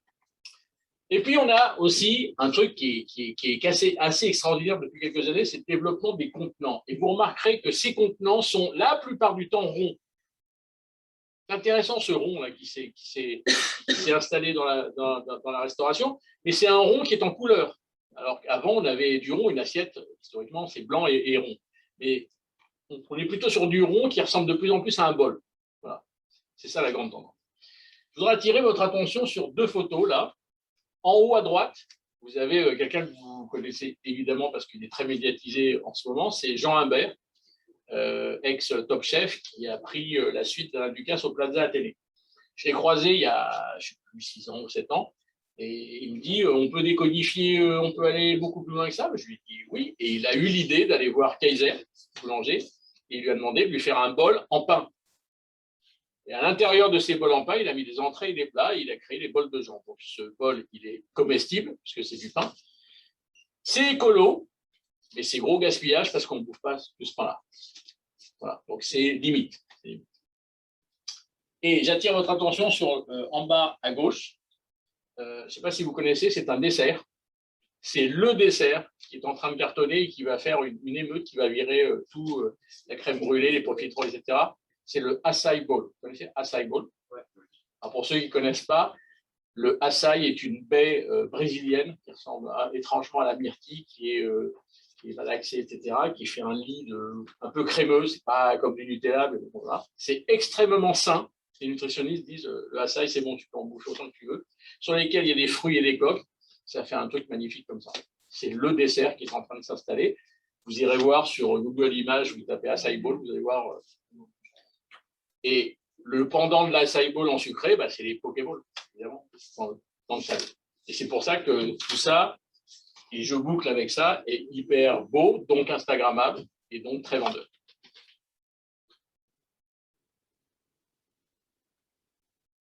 Et puis, il y a une nouvelle façon de choisir son restaurant. Hier, quand je dis hier, il y a 15 ans, 20 ans, on avait une adresse de restaurant où on allait. C'était vraiment, dès qu'on disait on va au restaurant ce soir, bon, on pensait à lui. Et ce restaurant avait une carte hyper large où tout le monde y trouvait son bonheur. Et bien aujourd'hui, ça ne fonctionne plus du tout comme ça parce que ce même consommateur, il dit ce soir, on se fait un burger, ce soir, on se fait un chinois, ce soir, on se fait un indien, ce soir, on se fait une crêpe. Voilà. Il part du produit et il va chercher le restaurant qui va lui offrir dans les meilleures conditions de qualité. Ça veut dire quoi concrètement? Ça veut dire qu'on est passé d'une période de généraliste multiproduits dont les Français ne veulent plus parce que généraliste n'est pas spécialiste, généraliste avec plein de produits, ça m'étonnerait que ce soit fabriqué ici, enfin bon, on n'est pas sur la bonne voie, à spécialiste de quelque chose, presque monoproduit. Je dis presque monoproduit parce qu'il n'y a aucun monoproduit en France qui tient debout. On ne peut pas vendre en France du monoproduit. Tous ceux qui ont des monoproduits qui fonctionnent, ils ont élargi leurs monoproduits à des références supplémentaires en cohérence avec leur cœur de concept monoproduit. Mais on ne peut pas vendre que des burgers. On ne peut pas vendre. Il y a à Paris une fille qui a monté un truc qui s'appelle Mademoiselle Madeleine. Elle vend que des madeleines. Guy Savoie, que vous connaissez bien, il a monté Goût de brioche. Il s'est planté, mais lamentablement, ses brioches étaient à tomber par terre. Il vendait que des brioches. Christophe Adam, il a monté Éclair de génie. Il a élargi parce que tu ne peux pas vendre des éclairs toute la journée et que des éclairs. Par contre, Saran qui a fait que des croque-monsieur. Qui ça? Saran. Je fais que du croque-monsieur, on va voir la pérennité. Moi je n'y crois pas au croque-monsieur, pardon, au monoproduit. Pour l'instant, il n'y a aucun monoproduit qui est resté monoproduit. Je ne croyais pas avant non plus avec les œufs et compagnie, on en avait plein des les œufs ça, qui n'ont pas fonctionné. Mais par contre, le croque-monsieur, je ne suis pas sûr. C'est comme le sandwich, sauf qu'il est chaud. J'attends. Et les sandwichs seuls. Parce que des tentatives de croque-monsieur, il y en a eu avant lui. Oui, mais pas avec Michel Saran en tête de gondole. Mais vous avez raison, je l'observe. En plus, j'ai été le goûter à la gare de Lyon, je ne le connaissais pas. Et j'avoue, j'ai fait un post là-dessus, que c'est un top croque-monsieur. Ouais, là, j'avoue, il n'y a rien à dire. Comment? Bonne question, je ne me souviens pas. Oui, c'est pas donné. C'est de 50 selon les garniches. Après, il y avait même qui avait une béchamel truffée. On montait à 18 €. Mais non, c'est du très très haut niveau. C'est du très très haut niveau. Ouais, c'est vraiment de la qualité. Le pain est choisi, le fromage est choisi, le jambon est choisi, tout est choisi. Ils ont un process de fabrication qui est hyper au point. Bref, c'est top. Maintenant, moi, j'attends de voir la pérennité en ne vendant que des croque-monsieur parce qu'ils ne vendent que des croque-monsieur. On va voir. Donc, on part du produit maintenant. Attention, quand on choisit un restaurant, on part du produit. Ça veut dire qu'un restaurant qui n'a pas de spécialité identifiée sur un produit, c'est un restaurant qui n'est pas dans la bonne voie. Je ne peux pas répondre à la question « c'est quoi ta spécialité ?» Je suis un restaurant traditionnel. Non. Soyez le spécialiste de la blanquette de veau, si vous voulez, du petit salé aux lentilles, du pot-au-feu, du couscous, faites ce que vous voulez. Mais un restaurant traditionnel, ça n'a plus de sens chez les clients. En tout cas, sur les nouvelles générations. Est-ce que thématique, peut-être, on dirait comme une spécialité? C'est-à-dire que là, un spécialiste du burger, est-ce qu'on peut dire, je suis un spécialiste taille, avec l'éventail? Oui, il faut avoir une spécialité. La spécialité géographique est reconnue. Je vais dans un restaurant thaï. Ce soir, on se fait un thaï. Ce soir, on se fait un indien. Okay. On ne dit pas quel produit je vais manger chez l'indien. On va se faire un indien. Mais si je ne me fais pas une spécialité géographique, il faut que je me fasse une spécialité produit. Je pensais notamment aux restaurants traditionnels. Il leur faut une spécialité produit. Alors ça, le temps que nous passons à table, ça c'est un truc qui m'a un peu interpellé. On bosse pour le SIAL, le salon que vous connaissez peut-être, le Salon international de l'alimentation. Et tous les 2 ans, ils nous font intervenir sur ce qu'eux appellent, est-ce que tu peux nous décrire le mangeur mondial? Alors, on est sur 13 ou 17 pays dans le monde. Et c'est un petit détail de l'étude. L'étude ne porte pas sur le temps qu'on passe à table, mais c'est un petit détail, moi, qui m'a interpellé. C'est pour ça que je vous l'amène aujourd'hui. On est sur, je vous dis, 13 ou 17 pays dans le monde. Et sur le temps qu'on passe à table, on a pris le temps que les habitants de cette planète passent au déjeuner, qui est a priori le moment le plus rapide de la journée. Je dis bien a priori. Et avant de démarrer ce morceau d'étude, moi j'étais persuadé que les Américains étaient champions du monde. Je me suis gouré parce que ce sont les Anglais qui sont les plus rapides au monde. Comment il faut lire ce slide? Vous avez 73% de la population britannique qui déjeune en moins de 30 minutes. Ça veut dire que pour déjeuner en moins de 30 minutes, il y en a qui doivent s'avaler un truc en 8-10 minutes. Ah ouais, pour être à moins de 30 minutes. Ou alors qu'ils mangent sur toute la journée et que le temps imparti pour le déjeuner est beaucoup important. Parce qu'ils grignotent aussi tout au long de la journée. Et ça, il faut. Les Américains plus que les Anglais. Mais bon, vous avez raison. Donc, le but du jeu, c'est de regarder où est la France. Donc, les Américains sont vice-champions du monde derrière, mais derrière quand même. Et en 3e position, on a les Allemands. Comme par hasard, sur le podium, vous avez 3 pays à comportement alimentaire anglo-saxon. Les Allemands sont des anglo-saxons.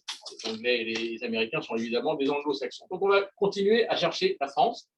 Le Brésil derrière, le Japon, Italie, premier pays latin. Et la France qui est bonne dernière mondiale, qui est totalement l'inverse de UK. Ça veut dire quoi concrètement? Ça veut dire que les Français sont toujours ceux qui passent le plus de temps au restaurant et particulièrement au déjeuner. Mais ça veut dire quoi au-delà de tout ça? Ça veut dire qu'il faut faire gaffe à la vitesse de service qu'on a pris ces dernières années. Parce que les Français, et particulièrement les Latins en général, n'aiment pas qu'on ait des comportements expulsatoires. Les comportements expulsatoires, vous savez ce que c'est? C'est je t'emmène le dessert, le café, je te pose l'édition sur la table. Genre, si tu peux te casser, il ne faut pas faire ça. Il ne faut vraiment pas faire ça. Et en plus, je vous ai dit tout à l'heure qu'en post-pandémie, on est en train de reprendre du temps.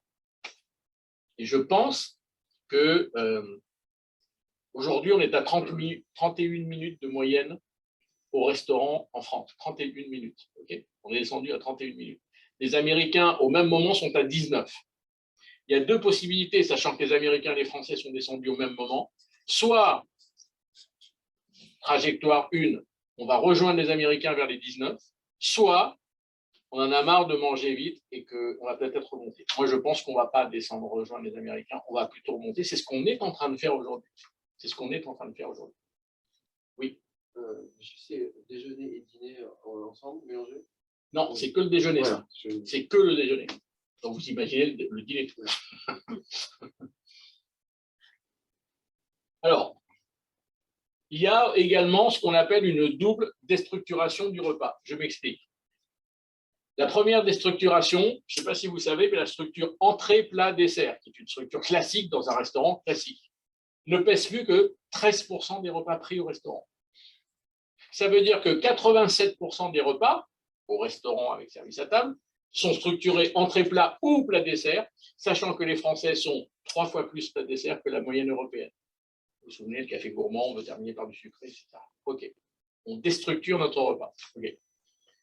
Deuxième phénomène, et je vous ai amené là une carte qu'on a montée, qui illustre ce que nous avons appelé chez Zira la déstructuration de la carte. Je m'explique.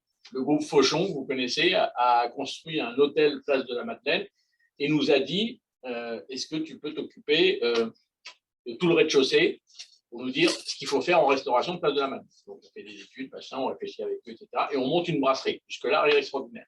Mais je leur ai dit, peut-être, qu'il faut peut-être anticiper et puis déstructurer la carte. Ils m'ont dit, ça veut dire quoi, déstructurer la carte? Ben, je lui ai dit, il n'y aura pas d'entrée, il n'y aura pas de plat. Et on a créé une carte que vous avez là sous les yeux. Il y a 4 colonnes, les végétaux, la mer, la terre. Bon, extrême droite, les douceurs, on doute bien que ce sont les desserts. C'est pas ça la particularité de la carte, qui n'est pas d'entrée plat. C'est que tous ces références-là ne sont pas tarifées. Il n'y a pas de prix. On dit aux consommateurs, regardez bien la ligne du bas, tu prends une assiette parmi tout ça, ça te coûte 28. 2 assiettes, ça te coûte 45. Tu prends 3 assiettes, ça te coûte 55. Tu fais ce que tu veux. Tu commences par ce que tu veux, tu finis par ce que tu veux. Et c'est la liberté totale pour le consommateur de structure de son repas. Qu'est-ce qu'il veut? Et on a des gens qui rentrent là et qui se prennent 2 douceurs et une boisson. Entrez aujourd'hui dans un restaurant et demandez 2 desserts. Vous allez voir. Liberté totale de structure de son repas. Donc, on déstructure notre repas nombre d'items et on déstructure même notre façon de choisir. Les gens ne veulent plus qu'on leur dise entrée, plat, ça te coûte 18 €, les entrées à choisir là, à choisir là. Non, non, non. Alors, le seul moyen de faire une carte comme ça, parce que là-dedans, il y a des entrées, il y a des plats, mais on ne les voit pas. Vous savez pourquoi le consommateur ne les voit pas? Parce qu'on a demandé au chef exécutif de Fauchon de monter un peu en volume la taille de ses entrées et de diminuer un peu en volume la taille de ses plats pour que toutes ces assiettes-là, et puis pour les desserts aussi, on les a alignés, aient la même quantité.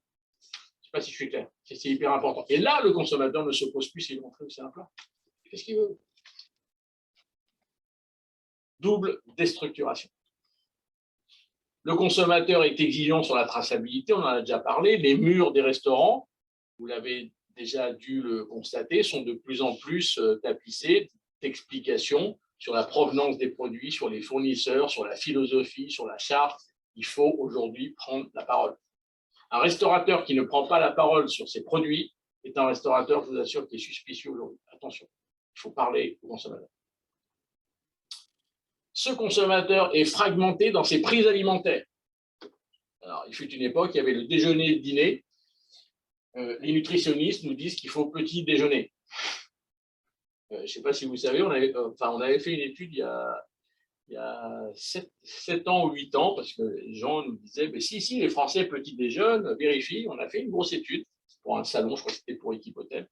On a demandé aux Français, est-ce que vous prenez un petit déjeuner? Réponse à 87%, oui. Ah ben, je dis, ouais, sinon c'est planté. On a juste posé une petite question juste derrière. Qu'est-ce que tu prends au petit-déj? 92% nous répondent un café ou un thé. Ça ne s'appelle évidemment pas petit-déjeuner. Les nutritionnistes disent il faut manger le matin. D'ailleurs, je ne sais pas si vous savez, mais les Américains, justement, vous en parliez, sont à 19,2 prises alimentaires de moyenne jour hors liquide. OK? Les Français sont à 6,4. Les nutritionnistes et les médecins s'en inquiètent de ce 6,4 parce que je vous sais qu'on est à 6,4 avec 3 repas, dont un repas apparemment où on ne mange pas grand-chose. Donc vous imaginez, ça veut dire qu'on mange de plus en plus en dehors des repas.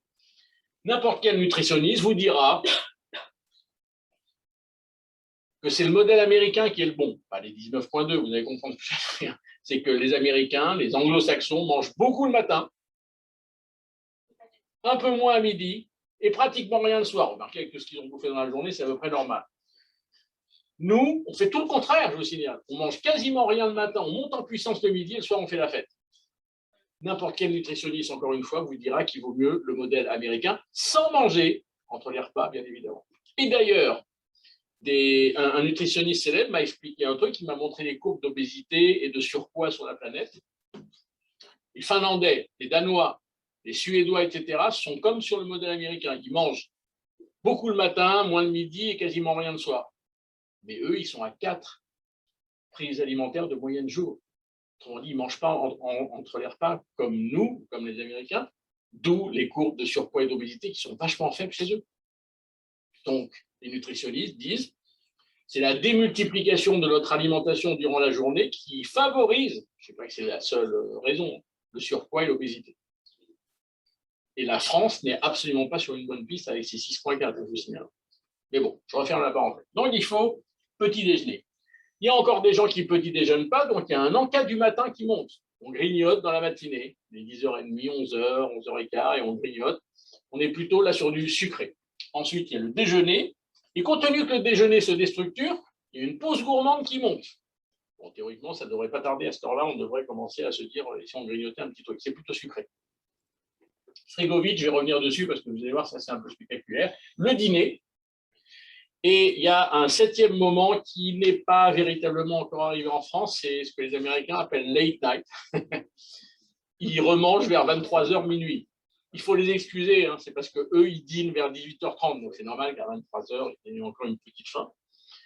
Contrairement aux latins qui, eux, dînent 22h, 22h30. Donc là, voilà. Et puis, on a le brunch et l'afterwork qui montent très très fort, à tel point qu'il y a des restaurants qui font du brunch pendant toute la semaine. Ils ont une carte brunch extrêmement longue toute la semaine. Et l'afterwork, qui est vraiment un moment star qui monte. Il fut une époque où l'afterwork, on allait boire des coups, et on rentre à la maison et on dînait. Après l'afterwork, c'est on va boire des coups avec une ou deux planches charcuterie ou fromage. Et puis maintenant, on est en afterwork, on va boire des coups, et au-delà des planches, on a des métiers, des tapas, des antipastilles, enfin bref, ça se partage. Et cet afterwork-là, quand on rentre, il est plutôt 20h, 21h, etc., on ne dîne pas derrière. Donc, on a aujourd'hui un afterwork qui est devenu un concurrent du dîner. OK ? Frigo vide. C'est le marché colossal de demain. Il est déjà parti, hein, mais il faut vraiment miser là-dessus. J'encourage beaucoup les restaurateurs à miser dessus. Vers 16h, 17h, les Français se posent une question fondamentale de leur existence. Vous les connaissez, qu'est-ce qu'on mange ce soir ? Ils n'ont plus rien dans leur frigo. Ils n'ont pas le temps d'aller faire les courses. De toute façon, à quoi ça faire les courses puisqu'ils savent de moins en moins cuisiner. Ils sortent de plus en plus tard ou de plus en plus tôt. Et puis, ils ont tellement d'autres choses à faire qu'il faut quand même qu'on mange ce soir à la maison. Alors, il y a Brioche Dorée, Paul et toute la bande qui ont levé la main en disant « Ah, moi, je veux jouer frigo vide. » Non, je lui dis « Non, tu ne peux pas jouer frigo vide avec ce que tu as parce que le soir, à la maison, c'est plus chaud, plus structuré, plus consistant. Donc, ce n'est pas avec des petites salades, des petits sandwichs. OK, salut. Celui qui joue la partie admirablement bien et que vous connaissez, c'est Picard. Picard fait 65% de son chiffre d'affaires entre 17h et 20h. Avec qui ? Avec des gens qui viennent, non pas à faire des courses, prendre 2-3 trucs, un truc, ramener à manger ce soir. La grande distribution avec les commerces de proxy, je ne sais pas si vous connaissez les Dailymonop, les Franprix Express, vous avez vu ces gens-là qui mettent le retail en bac et la restauration en fonte. Ils ouvrent tous les magasins, tout est vitré, etc. Ils mettent la restauration en fonte, ce sont des retailers. Dailymonop Franprix fait 70% de son chiffre d'affaires entre 17h et la fermeture. Les boulangers. Je ne sais pas si vous avez vu ce qu'ils ont fait, les boulangers, depuis quelques années, quelques petites années. Le soir, à partir de 16h, 17h, ils vous mettent des quiches à au bord, des salades composées, des plats de lasagne, des pizzas. Ils ont compris qu'il y avait, et ça je ne le savais pas, c'est eux qui me l'ont appris, il y a 26 millions d'actifs en France. Il paraît qu'il y a un actif sur 3 qui, avant d'entrer chez lui, passe par la boulangerie. Enfin, encore une fois. Profitez des gars qu'on passe chez vous pour nous fourguer de quoi manger ce soir. Et ça marche. Il y a la queue à midi dans une boulange et maintenant il y a la queue à 18-19h dans une boulange. Oui. Quelle place sur les traiteurs ? Pourquoi les traiteurs, on n'en parle pas ? Parce qu'ils se sont sabordés eux-mêmes. Vous parlez du traiteur de quartier, hein ? Oui, voilà. Ah, ouais. C'est la question que je me pose depuis 15 ans. Pourquoi ils ne jouent pas la partie ? Ils ne jouent rien d'ailleurs. Parce que eux, ils auraient dû jouer la restauration rapide haut de gamme dont on parle. Mais ils en sont encore avec leur museau vinaigrette, céleri remoulade, plein de mayonnaise. Et élitiste. Et élitiste. Élitiste. Non. S'il y a vraiment un pays où la restauration rapide américaine n'aurait jamais dû rentrer, où la malbouffe, c'est bien la France. On avait des traiteurs, on avait le troquet, le café. C'est lui qui avait le sandwich, le croque-monsieur et le hot dog. Et ouais. Je sais pas ce qu'il nous a pris. On a laissé rentrer tout le monde. Alors, le consommateur, il est fragmenté dans ses prix alimentaires et maintenant, il démultiplie ses modes de distribution. Je vous disais tout à l'heure, service à table, vente au comptoir. Bien sûr que non, c'est pas que ça. On a le service à table, on a la vente au comptoir, on a du semi-service à table. C'est quoi le semi-service à table? Et ça vous est déjà arrivé, vous êtes au comptoir, vous payez et on vous dit allez vous asseoir, je vous l'emmène. Du semi-service à table, c'est ce que fait McDo. Il y en a plein d'autres qui s'y mettent à le faire. Ça, c'est du service. Le libre-service, évidemment, ça c'est Cogent qui nous a amené ça en 2001, il y a 20 ans. Je vous signale qu'avant que Cogent, vous connaissez Cogent? Avant que Cogent arrive, rappelez-vous, au niveau du merchandising, McDo nous a dit tu regardes en haut, menu board. Après, Brioche Dorée Apple nous a dit tu regardes par haut, mais tu regardes en bas, vitrine. Et Cogent, il nous a dit tu regardes ni en haut ni en bas, tu regardes ailleurs. Libre service. Bien vu, ça accélère les flux d'ailleurs. Le drive, évidemment, la livraison, le mobile, les food trucks. Malheureusement, ils ont des vents contraires qui les empêchent de se développer. Il y avait 750 food trucks en 2014, il n'y en a plus que 150. Vous savez quels sont les 3 vents contraires? C'est que d'abord, un food truck n'est pas rentable. Déjà, ça commence comme ça. On ne gagne pas d'argent avec un food truck. Mais ce n'est pas ça. Les municipalités n'en veulent pas sous l'impulsion des écolos. Les syndicats de restaurateurs n'en veulent pas. Concurrence déloyale. Et le 3e vent contraire, alors celui-là, moi, je l'ai eu en pleine tête il y a quelques années. On a eu une réunion à Bercy avec la répression des fraudes. Ils ont réuni plein de maires de grosses villes. Ils ont dit j'espère que vous plaisantez, les gars. Déjà, dans un restaurant qui a un toit, on a des problèmes d'hygiène. Vous faites des burgers et des frites dans la rue avec la pollution. Là, tout le monde est... Pardon. On les empêche de se développer. Alors que le food truck est une idée géniale. C'est une idée géniale. Au lieu que le consommateur aille au produit, c'est le produit qui vient à lui là où il est. Génial. Malheureusement, ce n'est pas rentable, puisque les vents contraires. Et maintenant, on a de la distribution automatique, on a même de la restauration automatique. Je ne sais pas si vous avez vu ces distributeurs de pizza, pas industrialisés, ceux-là, ils sont out. Distributeurs de pizza, on a ça plutôt en milieu rural et petites agglos. Distributeur de pizza qui est alimenté par le pizzaiolo du coin, qui vient tous les 2 heures ou tous les 3 heures mettre ses pizzas fraîches dans la bécane. C'est des super pizzas, super bonnes. Bref, vous voyez, entre le service à table et la vente au comptoir, comment tous les circuits sont en train de se développer à une vitesse dingue. Ça, ce sont des leviers de chiffre d'affaires colossaux. On est à la recherche de healthy gourmands, je vous l'ai dit. Alors, je me souviendrai toujours, quand je dis ça à des grands pâtissiers ou à des grands chefs, ils me disent comment est-il possible de faire du healthy gourmand?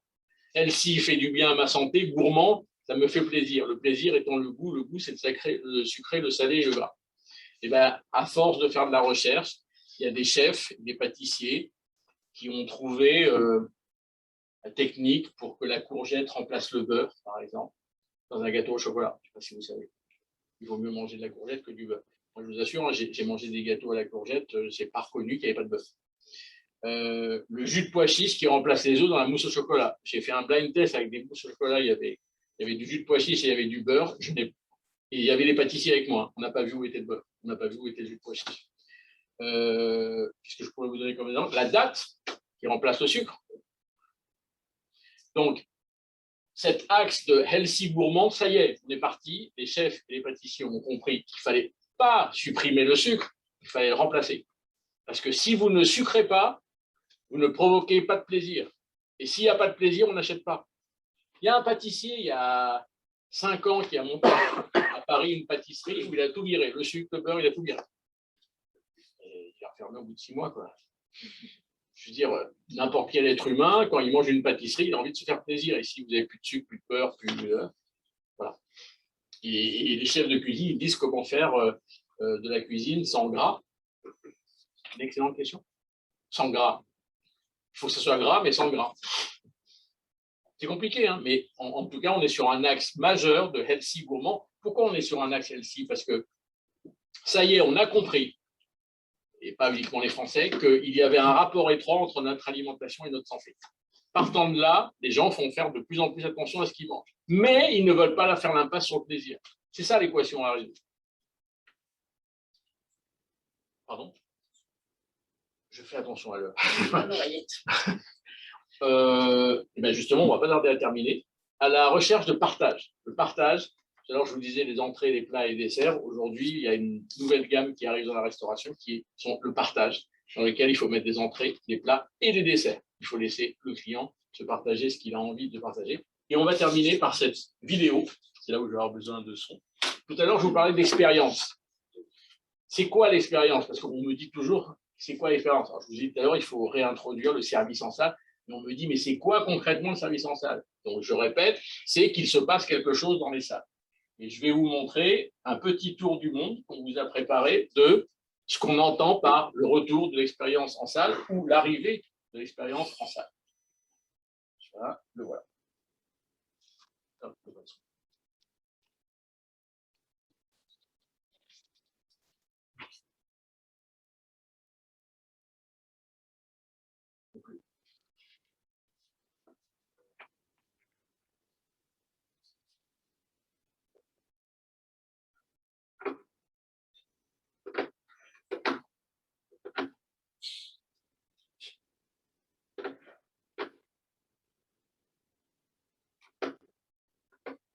Je sais pas, je peux faire sortir l'ordi.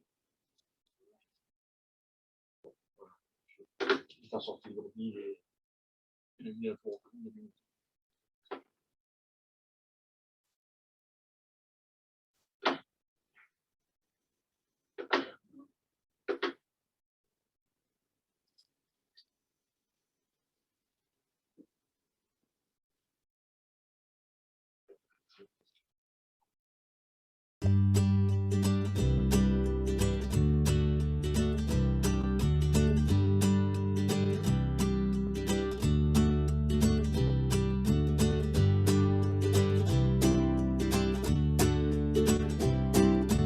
Cuisiner au feu de bois? Ah bah vous allez voir, tout se fait là-dedans, ou presque. Tu sais que celle-là, elle est amortie. Hein. Et c'est quoi ce jambon?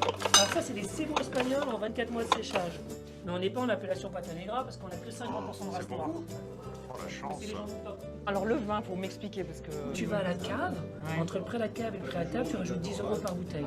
Qu'importe où la bouteille.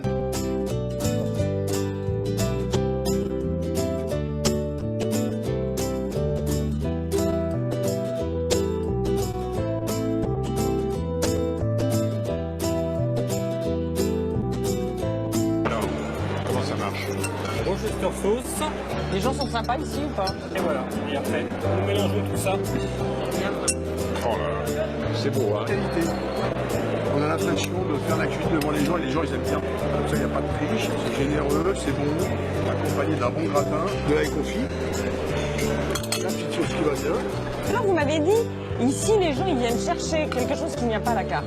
Oui, un peu de chaleur humaine. Tarte amandine, tarte abricot et frais abricot.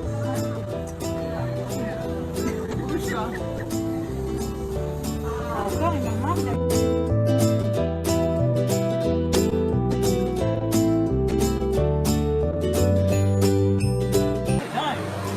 Tartare, regarde. Waouh, juste tomate. Et vous sautez maintenant, voilà pas dit. Ça, c'est pour combien de personnes cette planche là? Ah, quand même, la vache.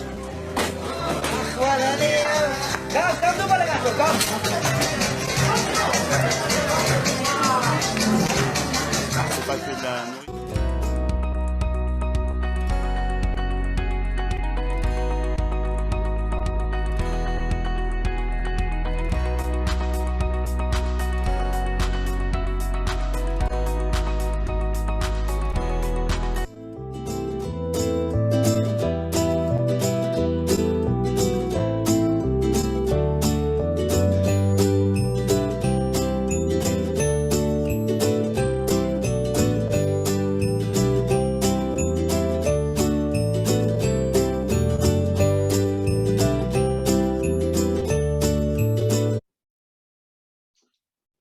Voilà ce qu'on appelle l'expérience. Oui, les plus fous, là, je ne sais pas si vous avez vu, c'est Balagan, qui est un restaurant expérientiel, mais il est au max de ce qu'on peut appeler expérience. les places les plus recherchées sont les 6 ou 7 places qui sont devant les cuisiniers. C'est eux qui prennent votre commande, c'est eux qui s'occupent de vous, c'est eux qui font la fête avec vous. Enfin, je veux dire, on ne peut pas vivre une expérience supérieure à ça. Et ça n'a plus rien à voir avec la restauration qu'on faisait avant.